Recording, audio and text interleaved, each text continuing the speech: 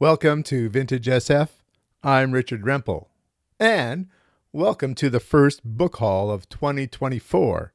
It's January 31st, and I just got back from a bookstore that is brand new to me. While searching on the web for used bookstores in Winnipeg, I noticed an article in a newspaper from 2015 talking about this neighborhood bookstore. It has virtually no online presence. I could find it on a mapping app with some opening and closing times. And so, for the first time ever, I went to the Selkirk Book Exchange. I'm recording this video only 15 minutes after coming back home. So there'll be price tags on these books, and we'll go through them together. The first book is by an author who I've only read one other book. I didn't like it very much at the time. I've been thinking about doing re-reviews of a few books, perhaps in a video called Upon Further Review.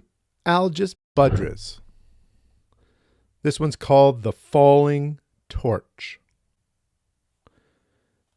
Michael Wiseman was the son of the former president of Earth, leader of the government in exile. He was barely more than a boy when the government chose him to lead the rebellion on Earth. But the mission jolted Wiseman into manhood. He found, much to his amazement, that he was not afraid to kill when he had to, and he discovered courage in himself, courage he would need as he faced the real enemy that lurked in his own kind.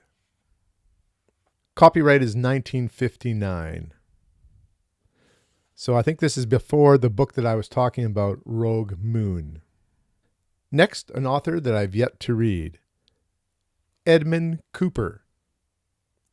The Cloud Walker. And here you can see the price tag on there from Selkirk Book Exchange. $2 Canadian. I have a couple other Edmund Cooper books on my shelf, but as I've said, I've yet to read his work. This one is copyright 1973.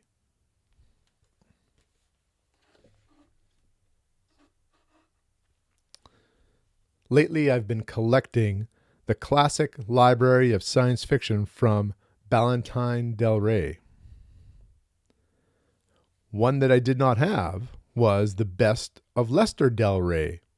His wife, I believe her name is Susan, is the editor of the Del Rey line.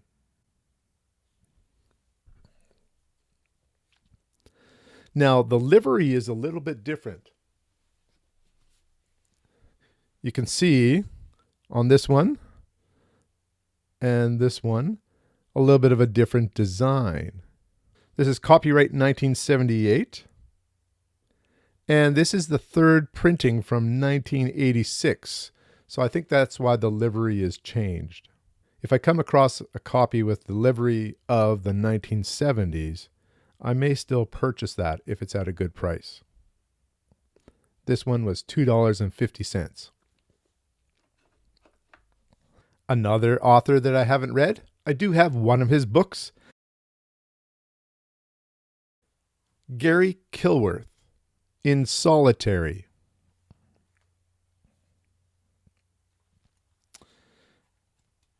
Another $2 purchase.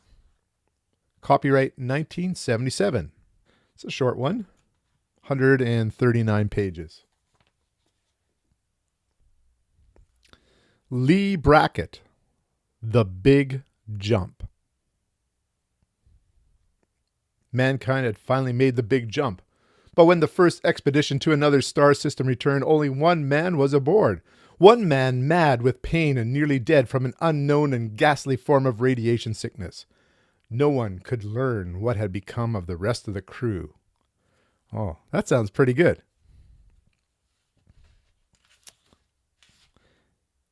(1955).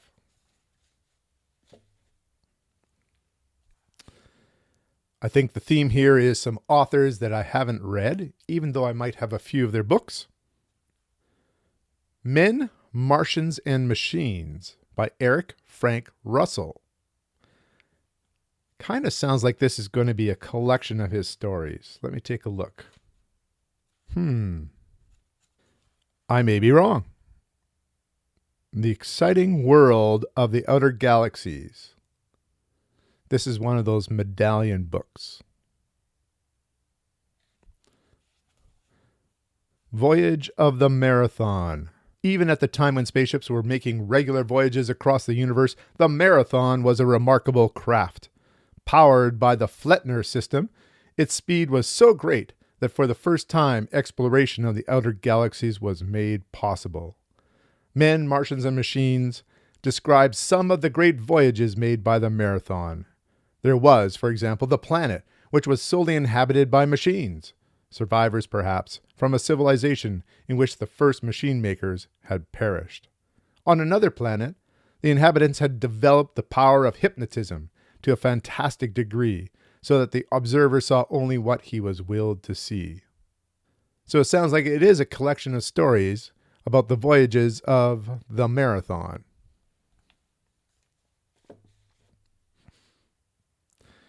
People may know that I keep referring to this TV show as one of my favorite TV shows, and so here are some of the stories from Twilight Zone. Twilight Zone Revisited by Rod Serling. Copyright 1964. A couple of more recent novels from the 1980s, I believe, by Greg Bear.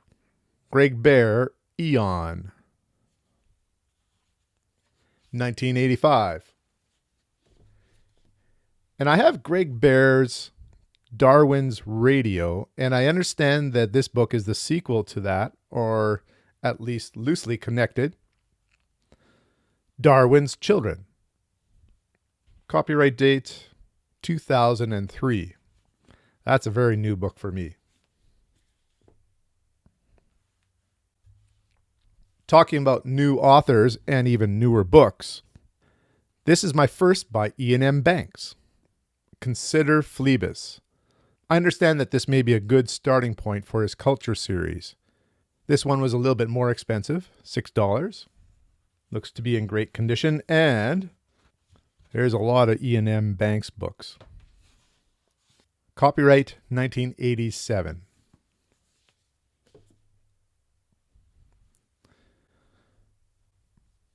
This book I snatched off the bookshelf as soon as I saw it. I've been wanting to get a copy of this book, and for $6, I think I got a really good deal.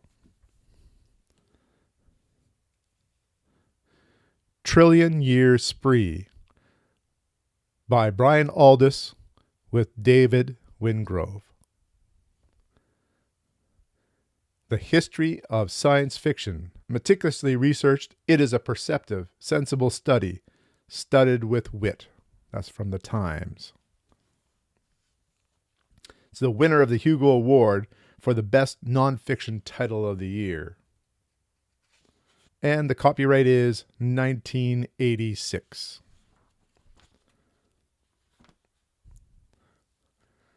I don't think I'm going to balance that up there. I have a second book by Leigh Brackett. This one I just bought on a whim. The Secret of Sinhart. There's an introduction by Michael Moorcock, and the copyright is 1964. And one more. This is a contemporary author that I've read a number of books by. I have read this book, and I've also seen the miniseries, which I can recommend. Emily St. John Mandel, Station 11. Copyright for this is 2014. It's got sort of that ragged edge page and these fold-out flaps. So there you have it. A book haul at a bookstore that I'm sure I will visit again. Let me know if you've read any of these books and any recommendations you can give me. Any background information would be appreciated too. Until next time, keep collecting.